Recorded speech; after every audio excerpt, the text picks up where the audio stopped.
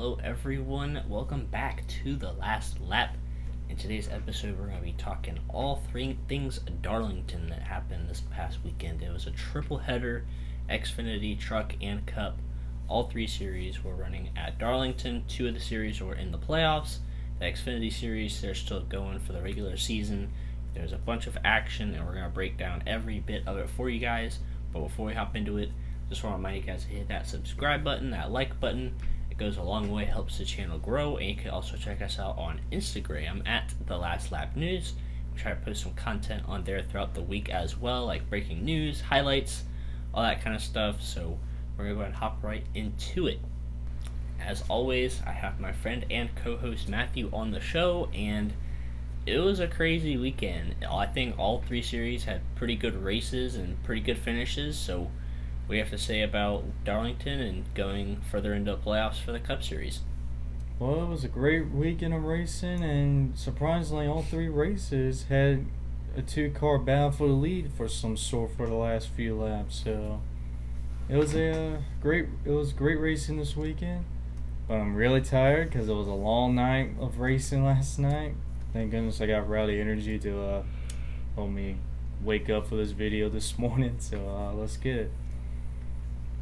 You always got to throw that Rowdy Energy plug in there. I know you like your Rowdy Energy. So one of my friends likes Monster. I know you just drink whatever Kyle Busch drinks, because you used to drink Monster, NOS, now you drink Rowdy Energy and whatever. But yeah, we're gonna go ahead and hop into the Xfinity recap, because that was the first race of the weekend on Saturday. The Trucks and the Cup were a doubleheader on Sunday. So in the Xfinity series, coming to stage one, Denny Hamlin was in the lead. Daniel Hemrick was coming on tires, and Denny Hamlin spun himself out trying to pass a lap car, and Daniel Hemrick flew right by him. Hemrick won stage one. It was a great finish to stage two. They were three wide coming to the line, not coming to the line, but they were three wide coming off of turn two, so it was a really tight battle for the end of stage two. Great racing in the Xfinity race all day. Brandon Jones spun with 8 to go in the final stage, and everybody came down and pitted, and Denny Hamlin had a violation for equipment over the wall too soon. That sent him to the back of the field, and then there was a green-white checker finish. Noah Gragson was in control of the restart, and he would drive away and pull away to win his first race of the season. So great for Noah Gragson to finally get his first win of the season. That could boost him some momentum going into the playoffs. Great run for him. Going into the truck race now, Ben Rose got involved in, I think, at least 2 accidents, so his truck was pretty much done by the end of the day. And in the final stage, it was a great battle between Sheldon Creed and John Hunter Nemechek. Well, I guess all day it was a great battle between them, but especially in that final stage, Chandler Smith was up there too for most of the race too. Chandler Smith led some laps and was fighting for the win between those three, but he kind of fell off. But in the final stage, it was Sheldon Creed and John Hunter Nemechek going at it. Sheldon Creed was able to hold John Hunter off and get the win. Back-to-back wins for Sheldon Creed there, but John Hunter also looked very good, so I think those two are definitely going to be the championship favorites going throughout the playoffs for the Truck Series. So, Matthew, what do you have to say about the Xfinity and the Truck Race? well, it was a great win for Noah Gragson as he just signed an extension, and now he's just backing that up with a win.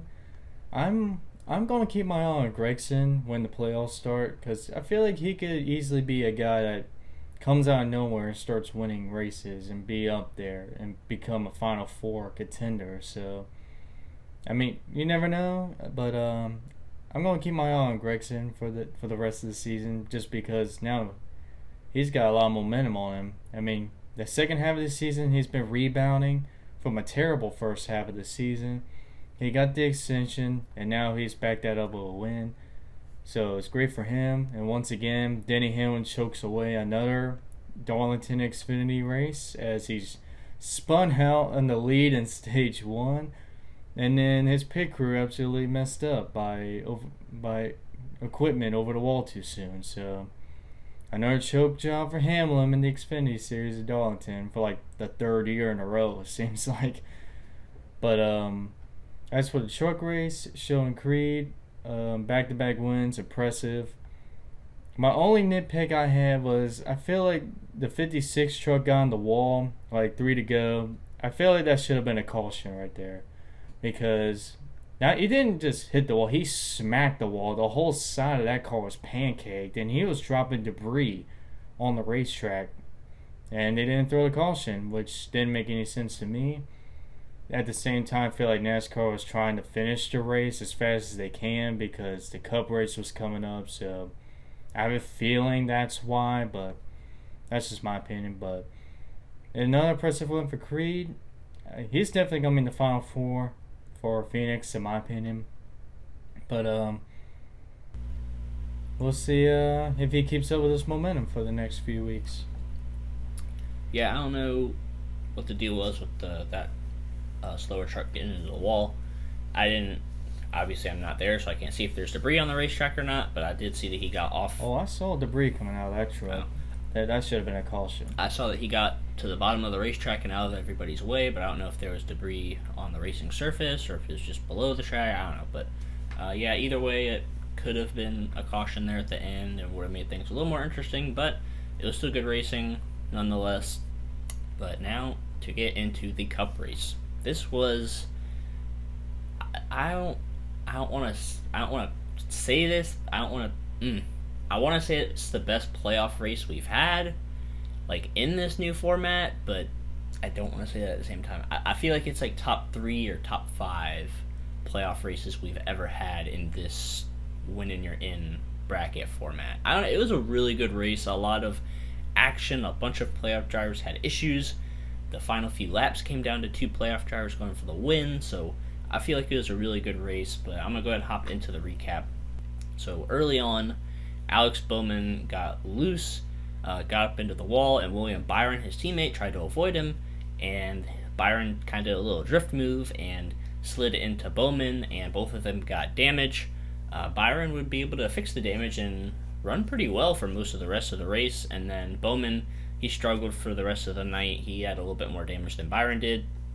Michael McDowell, another playoff contender, wrecked on lap 32. He got into the outside wall coming off of turn number 2 and he lost the car some more and slid towards that inside wall, destroyed the nose of that race car. He ended up being done for the night. Denny Hamlin would win stage 1. And then stage 2, this is kind of when Kyle Larson started to take over. Kyle Larson would take the lead. And then on lap 126, Kyle Busch got a little bit high coming off, or no, he didn't get high. He was coming down off of turn 2. Him and Austin Dillon made contact. Kyle Busch tried to save it. He slid into the outside wall, destroyed the right side of that race car. He ended up parking it for the night. Byron would blow a tire on lap 201. Really hard hit for William Byron there. Blew a left front tire going into turn 1, hit the wall pretty hard. That ended his night. Truex this was in the middle of green flag pit stops, or just at the end of green flag pit stops, so everybody's a lap down except for a few cars in front. Truex had to pit again, even though he was a lap down because he had a loose wheel, and that kept him a lap down for most of the rest of the race. Everybody else took the wave around, got their lap back. Near the end of stage 2, there was a really good battle for second place between Christopher Bell and Denny Hamlin. Kyle Larson had a pretty big lead, but Christopher Bell and Denny Hamlin were going at it for second place throughout most of that stage. Christopher Bell would eventually pass Denny Hamlin, but I just wanted to highlight that battle. That was a very good battle right there in stage 2. As I said, Kyle Larson would end up winning the stage. And then their third stage is when things would get interesting again. There were green flag pit stops. Truex and Hamlin were trying to make it on 2 pit stops while everybody else was trying to make it on 3. But that ended up getting scratched by a caution with 50 laps to go. Ryan Blaney had brake trouble all night long, and they finally gave way, and he ended up spinning out, lost his brakes. I'm surprised he didn't drive straight into the wall like William Byron did for having no brakes, but he was able to spin the car around and not get any damage and bring it back down to pit road. So that was pretty impressive for Ryan Blaney to end up doing that. After that, there was a restart, and Chase Elliott made contact with, I forgot who it was, but he was 3 wide coming off of turn 2 on the high side. Got a little bit of a tire rub, and that tire just rubbed right away. And Chase ended up blowing a tire going into turn 1, just like William Byron did. Chase Elliott hit the wall, ended his night, unfortunately. This is why I cannot wait for those composite bodies, because if they had those, I feel like he would have been fine. But these bodies right now, you rub just a little bit, cuts a tire down, ends your night. So definitely looking forward to those composite bodies next year. Hopefully we don't see that happen much, because that was definitely unfortunate. Ended Chase's night. He was done. There was another restart.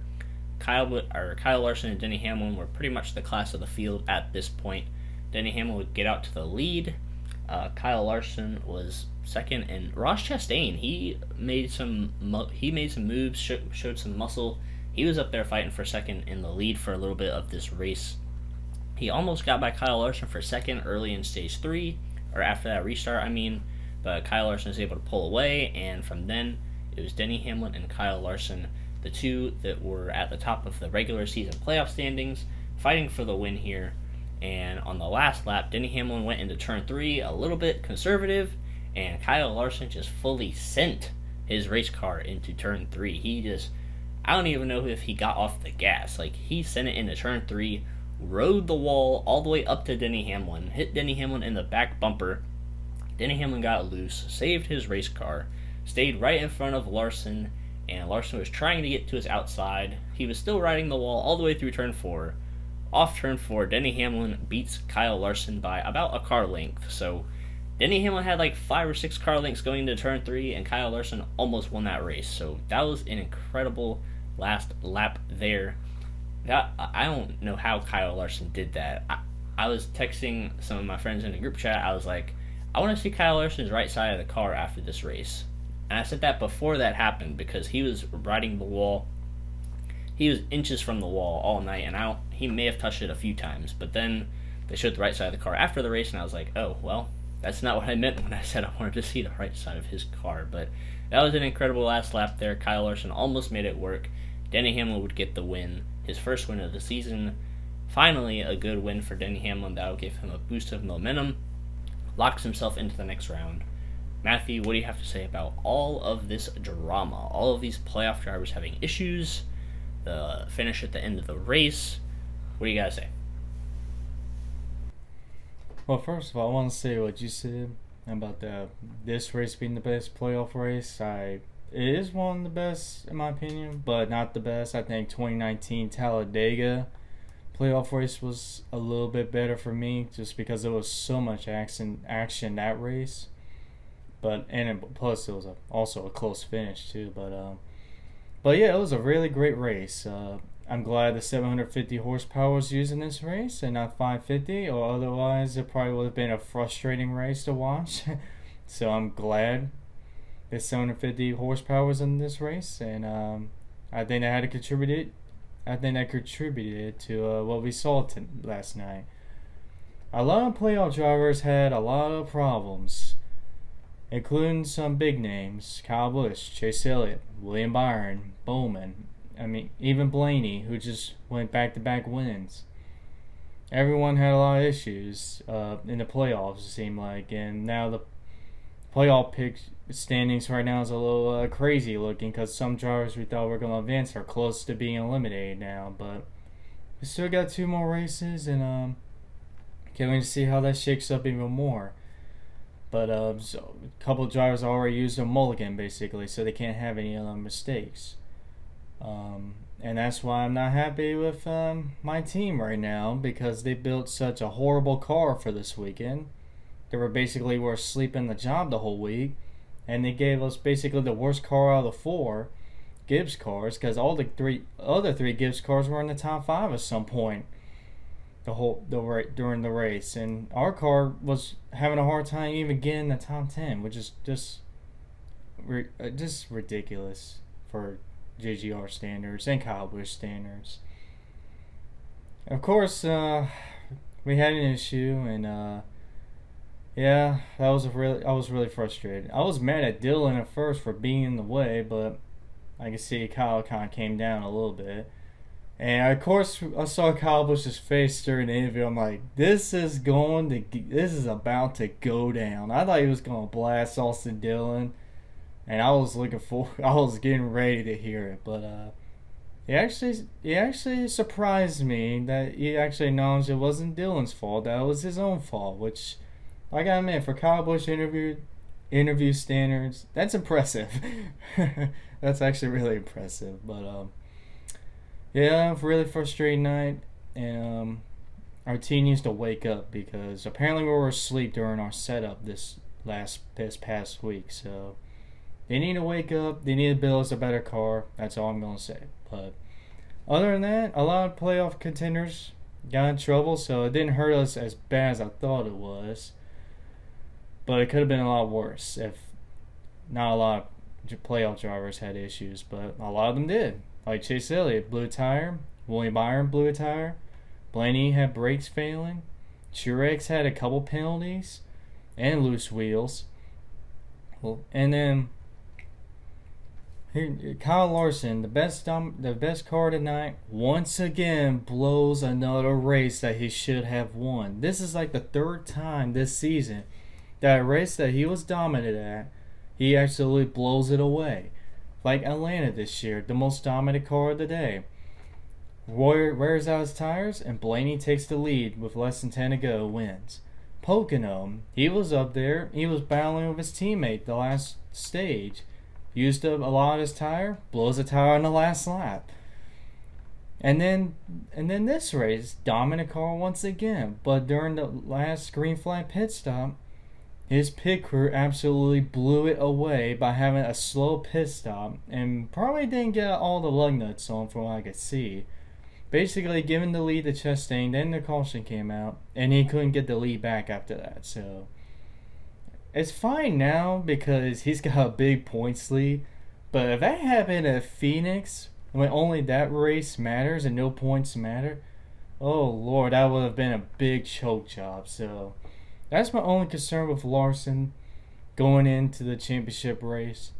He's fine on points, but he cannot have another one of those races again at Phoenix because he's not going to win the championship if that happens. So they got to fix that up. They got to close out the races that they should be winning, like those 3 races right there. He should have easily won that, but they absolutely blew it away. Whether it's going too hard on the tires or blowing it on the pit stops. So they still got some things they need to work on if they're going to close it out for the championship. But Denny Hamlin finally wins, and he's had an interesting week, and also blowing away the Xfinity race the race before. But it's great to see Denny Hamlin finally get a win.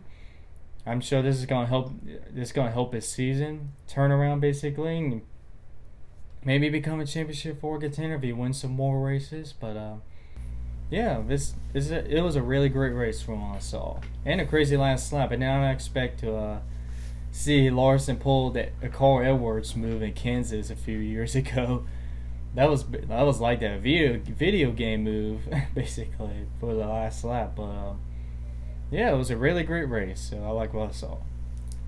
Yeah, you make a good point about Kyle Larson and them needing to step it up and be able to secure these races at the end, but I would watch what you're saying because he's your champion pick, so you might not want to... Yeah, I know. You might not want to speak too much into existence. The only thing that can beat them is themselves. Yeah. You might not want to speak that too much into existence because that could happen at Phoenix. If you keep talking about it, he could... his pit crew could do something wrong, or he could blow a tire or whatever. So if I were you, I'd stop talking about it. I would get it out of the way now and not talk about it anymore for the rest of the playoffs. But yeah, I mean, if it happens again, though, I am going to mention it because that is a concern, though. Yeah, but Denny Hamlin had a good car though. It's not like Kyle Larson was. I mean, he was dominant in stage 2, but I think Denny Hamlin's car got a lot better in stage 3 as well. So I feel like if Kyle Larson's car was that much better, he would have been able to pass Denny, but he just couldn't pass Denny Hamlin. So I feel like Hamlin's car got a little bit better too, and I think Hamlin had a little bit better of a... Well, I don't know if he's a little bit better as the long run kind of went on, I think, a little bit. But either way, great race, great finish. Someone else who impressed me besides Denny Hamlin today was Kevin Harvick. He ended up getting a top 5, but he was up there pretty much most of the day, so that was great for him to finally get his playoffs underway and turning around a little bit for Stewart Haas Racing there, so I might be looking a little bit dumb in my bracket predictions, but we'll get to that in just a second after I go over the top 10 and some other notable finishers. So Denny Hamlin got the win, Kyle Larson finished second, Ross Chastain ended up finishing third. Great run for Ross Chastain there. He was in contention to win this race. He had a very fast car. Could have possibly stole a win from a playoff driver there, so great run for him. Martin Truex Jr. finished fourth after such an up and down day for him after speeding on pit road, having to pit under caution for a loose wheel, staying a lap down, all that stuff. He finishes fourth. Great comeback for him. Kevin Harvick finished fifth. Kurt Busch finished sixth. Brad Keselowski and Joey Logano, Penske teammates, finished seventh and eighth. They did not have that speed, but they survived, and that was the key to this race for any playoff drivers that didn't have an issue. It was just to survive, build your points lead a little bit, and that's what they did. Chris Buescher finished 9th, Austin Dillon 10th, and then I'm going to highlight the other playoff drivers that didn't finish in the top 10. So Eric Almirola finished 16th, not a great run for him.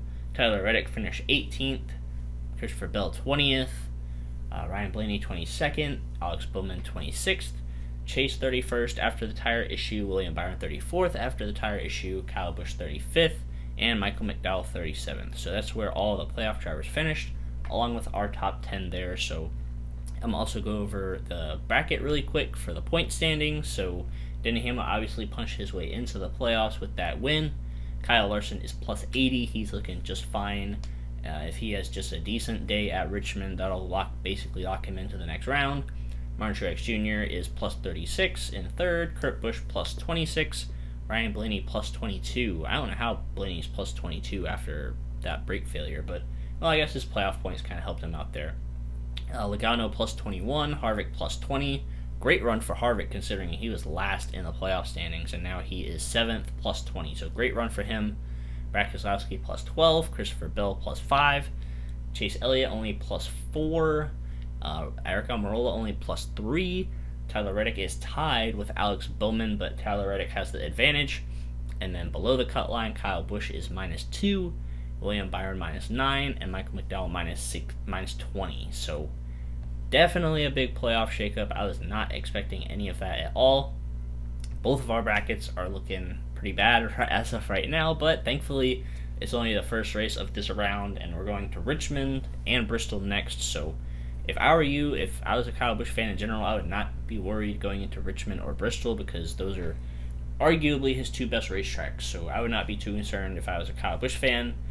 Chase Elliott, not going to lie, I'm a little bit nervous for Richmond because Hendrick Motorsports has not performed well there as of recently. Well, ever. They just haven't really performed that well there. So I'm a tiny bit nervous for Chase Elliott going into Richmond, but he's pretty good at Bristol, so that could make up for it. But I'm a little bit nervous as a Chase Elliott fan going into Richmond this weekend. But if I was a Toyota fan, a Kyle Busch fan, whatever, I would not be nervous going into these next two races. So we have to say about these playoff standings going into the next few weeks here. So I am a little bit nervous about going to Richmond and Bristol. I mean, I know that's been our two best tracks, but I still don't like seeing that Kyle is below the cut line anyway. So it's like, we just used up a mulligan, and we gotta make sure we have no mistakes, and hopefully our team can build faster cars. Yeah, I mean, honestly, though, looking at the playoff grid, you only need to beat like Eric Almirola and Tyler Reddick. So I mean, going to these next few tracks, I really don't think Eric Almirola and Tyler Reddick are. I mean, they didn't run that well at Darlington, so I mean, as long as you get like a top 10, top 15, I think you should be fine. But there is always that case of possibly something going wrong, like a loose wheel or a pit stop violation or something like that. So that's definitely a concern, and that would be on the back of my mind as well. But I mean, I think a lot of people, a lot of fans are nervous going into these next few weeks, especially Christopher Bell plus 5, Chase plus 4, Kyle minus 2, Byron minus 9, Bowman 0. So I mean, do you think okay, so Bowman, Kyle Busch, and Byron are below the cut line right now. Do you think any of them might not even make the playoffs the next round? Out of those three, do you think any of them might not make it, or do you think all of them will be good?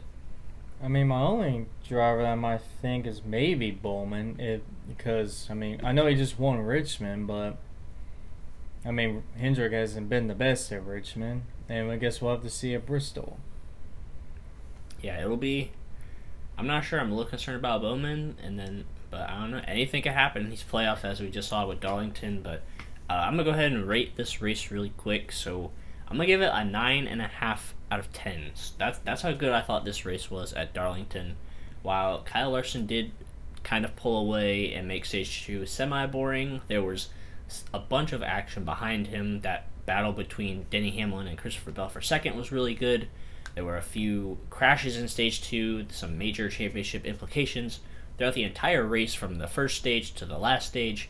There's a bunch of stuff going on the entire time. So for that, I'm going to give it a 9.5. Oh, and the finish. You can't forget about that. Like Kyle Larson literally sending it into turn 3, trying to pull a Carl Edwards, and just coming up a little bit short. But for that reason, I'm going to give it a 9.5 out of 10. What are you going to rate it? I'm going to give it an 8 out of 10. I thought this race was really impressive from what I saw with the 750 horsepower package. I think we got a great race we saw. I thought it reminded me of Nashville a little bit from this year. Like, there were a lot of battles going on in the pack, but I guess the only focus is on like Kyle Larson was dominating most of that race. Just like this one, but this time he didn't win. But other than that, it was an 8 out of 10.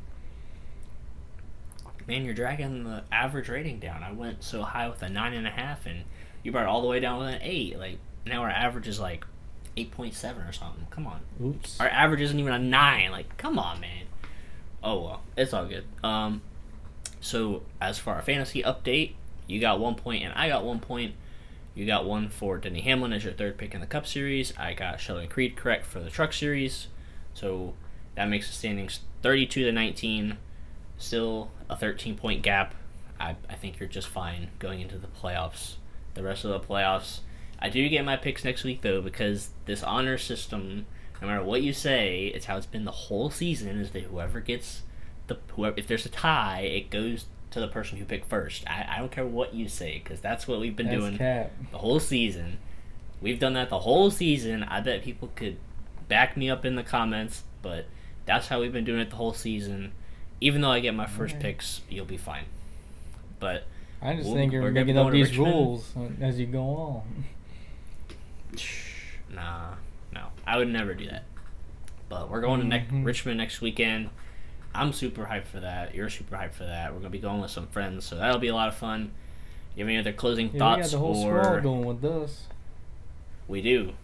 I am very excited for that. Do you have any closing thoughts or anything you're looking forward to at Richmond before we wrap it up? I'm ready for race weekend coming up in Richmond. Can't wait to be there. Yeah, it'll be a lot of fun. We're going to try to do a vlog type thing and a review video, so bear with us if the vlog comes out a little weird, because we've never filmed a vlog before, so that'll be very interesting to try out. Hopefully it turns out somewhat decent for you guys, but we'll be coming out with our preview video for Richmond later this week. And obviously we'll be in Richmond for the Xfinity and the Cup race doubleheader on Saturday. We'll come out with a review video later that week, and then a vlog after that. So that's just a little brief schedule for our videos coming out. But until then, we'll see you guys in our next video.